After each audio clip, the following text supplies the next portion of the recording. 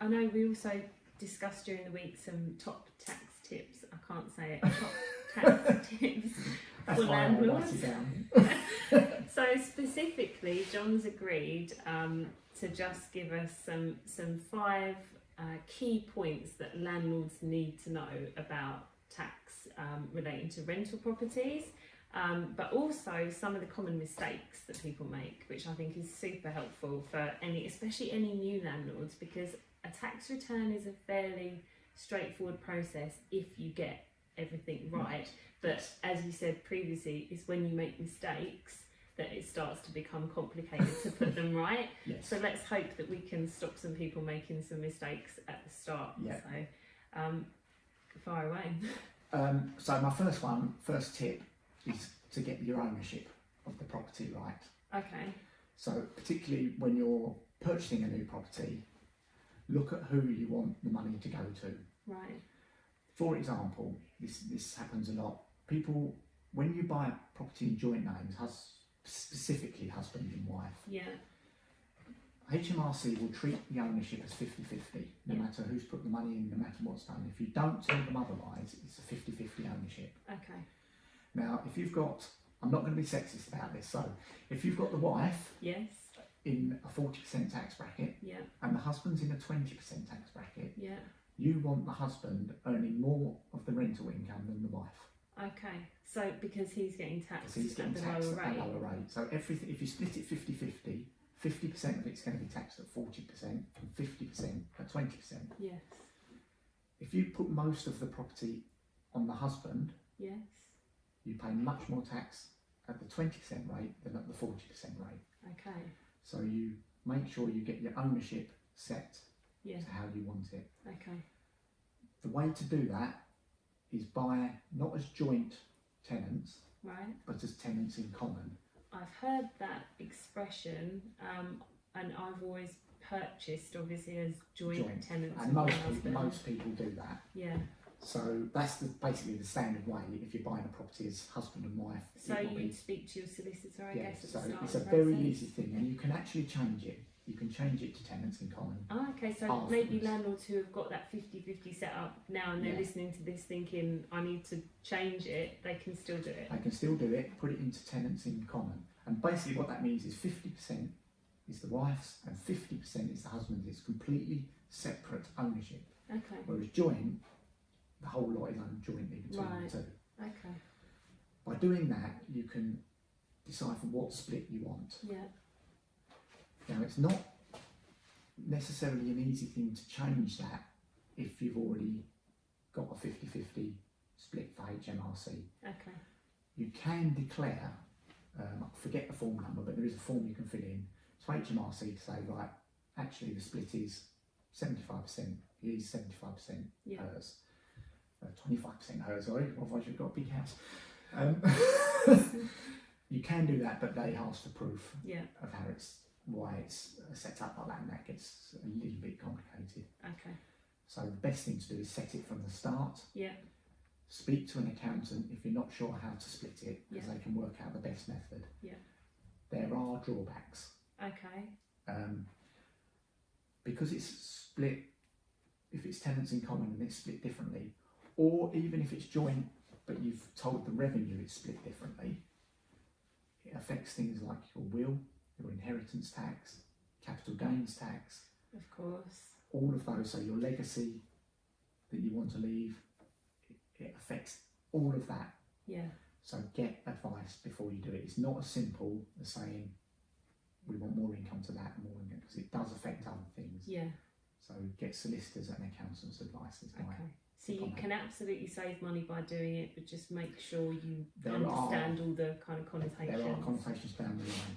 Okay, The other option you've got with ownership is limited company. yes, And the reason you do limited companies is a lower tax rate. mm-hmm. One thing you should never ever do if you own a property already is transfer it to a limited company. Never do it. It costs you stamp duty, Yeah, it costs you capital gains tax, and it costs you capital gains tax when you actually get no money for the property. yeah, So you transfer the property, you've effectively sold it, you've got a big capital gains tax bill, but you've got no money because you haven't actually sold the property. Yeah, exactly. Never ever transfer it. Consider it when you're buying a new one. Yeah.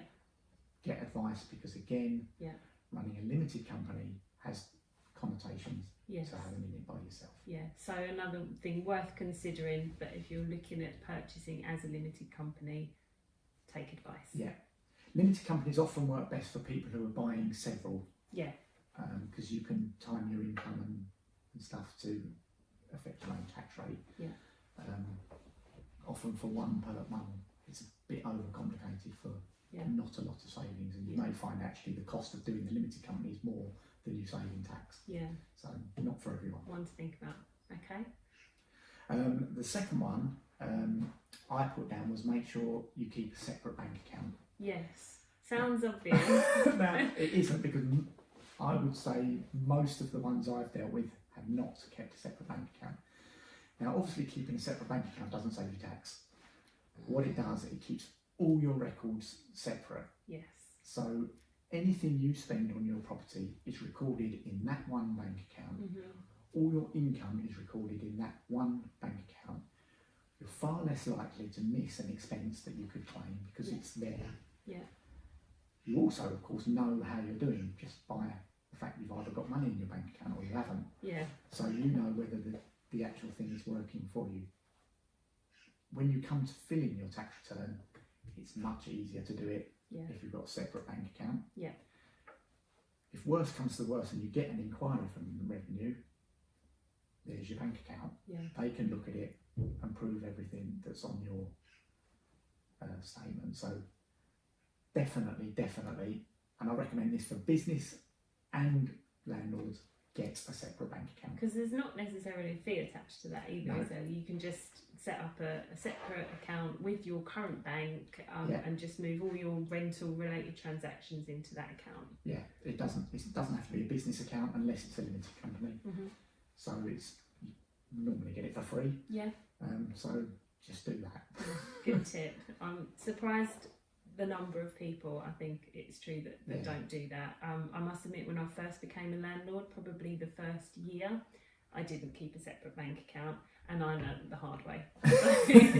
So now I always keep a separate bank account, and that's not just for rental. I keep a separate bank account for each property because I like them very clearly defined, and it doesn't cost me anything. That's a good idea. I keep a spreadsheet for different properties. I bet you do. Okay, tip number 3. Tip number 3, 2 claims that you can make that a lot of people miss. If you run a portfolio, you generally run that from home. Even if you use an agent, actually, you do all your stuff, keep all your records and everything at home. Yeah. You can claim for using your home as an office. Okay. The claim is £4 a week at the moment. That's a statutory rate. You don't have to prove any expense for that.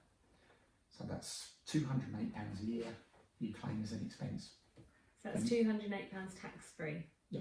Excellent. So I think I worked it out, that's £83 for a 40% taxpayer. Yeah. Just for writing a number on a form. Absolutely worth doing. Definitely worth doing. Yeah. The other one is to claim for use of your own car. If you use your car for visiting the property, visiting an agent about the property, going to the post office to post letters about the property, anything like that, you can claim a mileage expense for doing that. And that includes if you nip to B&Q to buy some paint for the decorator or give it a fresh coat of paint yourself. So any trip that you make specifically to do with the property, you can claim a mileage allowance for. That rate is 45p a mile. So you do 100 miles, you can claim £45 worth of expenses. So claim it. Yeah. One thing you must do with that though is keep a record. Yes. You must keep a list of when you went, where you went, how many miles it was, and the reason why you made the journey. Yeah. So, for example, going to B&Q to buy a paint. You just need to click your mileage button thingy on your car and record it down, and you've got a free claim. Excellent. So that saves you some tax. And most people don't do that. No, it's not something necessarily most people would think to do. So definitely one worth knowing. So what are we up to? Number 4? Number 4 is to make sure you claim expenses when your property is empty. Okay. Because I've come across it that people think they're not renting it out at the moment because they haven't got a tenant in there for some reason. They may be doing some work on it. You can claim the expenses that you incur during that time. So council tax is a big one. Council tax, insurance, obviously still mortgage interest, although you can't claim mortgage interest. I'll come to that later. But any expense that you incur while the property is empty, provided you're still looking to tenant it, you can claim that. And make sure you do, because obviously it's costing you money to be untenanted. So get those in. Because I know people who said, oh, no one was in there for that month. Does that include things like utility bills, if Yes. you've got the electricity, the plasterers in and you've got the lights on? Yes, all of that you can claim. Excellent. So basically anything to do with that property, while it's not tenanted, claim it back. Make sure you claim it. Brilliant. And the last one came down to capital gains tax. Yes. Because this is a problem that I have come across. And it's a big tax. It's a big tax. So hopefully you want to pay capital gains tax because that means your property's gone up in value. Yes. So avoiding capital gains tax, or the way to avoid it is to not make a profit, and that's not a good thing. No. So don't worry too much about capital gains tax or trying to avoid it, but try to minimise it. Yes. First thing, when you buy the property, keep all the records of what you paid for it. So that's the purchase price, the solicitor's bills, the valuation fees, anything to do with buying that property. Yeah. You cannot claim that against income tax, but you can against capital gains tax. So people often forget when I come, well, how much did you buy it for? Oh, it was about 50,000. Well, how much exactly? Yeah. I don't know, I don't remember. How much was the solicitor's fee? Yeah. Oh, I don't know. And you end up either not putting it down, or you can go to a valuation service that you have to pay for to find out what that property was worth. That tends to overvalue or undervalue depending on what way the HMRC want it to look. Yeah. So keep all of that as a record because it's all claimable against your capital gains tax, and make sure you do that. Yeah. I forget what the second one was I put. There are expenses that you can claim that you've spent money on the property against capital gains, can't you? So if you make improvements to a property, now there's a distinction between what's called a revenue cost and a capital cost. Okay. Revenue costs are things like maintenance and general decorating and maybe putting a new kitchen in if there was one there before. Right, so it's revenue because it's revenue generating, I suppose. Yes. If you're making your property nicer, more appealing to More tenants, appealing, you're but earning basically back from that. Kind of replacing what's already there is revenue cost. Things like if you've got double glazing but it looks a bit rubbish, putting new double glazing in is a revenue cost. If you're putting a new kitchen in, it's a revenue cost if there was a kitchen or a serviceable kitchen there in the first place. Okay. If you're putting a new kitchen in and there wasn't a kitchen at all, that's an improvement. Okay. And that's a capital cost. And would the same go for windows if you had maybe the old style, or if you bought a property that had single glazing and you wanted to upgrade to double glazing? Double glazing has kind of its own rules. Okay. It used to be that single glazing replaced with double glazing was capital cost. You couldn't claim it as a revenue cost on your income tax. You can now, because double glazing is seen as the standard. You would never replace single glazing with single glazing. You just wouldn't. Yeah. Well, unless you're in listed properties and that's all you can do or something. Yeah. So it's seen as the industry standard that you would put double glazing in. Yeah. So you're allowed to claim that. It's just, they expect you. They just wouldn't expect you to put single glazing back in. If, for example, you knocked an internal wall down, made the kitchen much bigger, that's an improvement to the property. That's going to increase the value of the property because it's a much nicer, much more desirable place to live. Yeah. That's capital. Okay. There are bits and pieces that are a bit mixed, and you kind of have to make a bit of a judgment sometimes. Okay.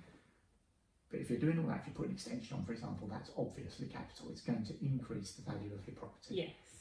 Keep records of all of that, all the cost, because all of that is claimable against capital gains tax.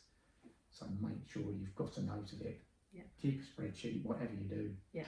Make sure, because it's all claimable. Yes. There's just sensible avoidance of tax that you don't need to pay. Yeah, because if you, and the other thing with capital gains tax is one of the areas that HMRC like to have a look at, Yeah. because it's so well. First of all, it's so easy. Not easy. People don't always pay it. Don't claim it. That's not so easy, particularly with property now. Yeah. Because HMRC get informed when property is sold, and people put in costs that they can't prove. And if you can't prove it, HMRC will generally disallow it. Yeah. Then you've got a fine for misdeclaration. You've got more tax to pay, and it all goes wrong. Yeah. So keep a record. Cover your back on that one.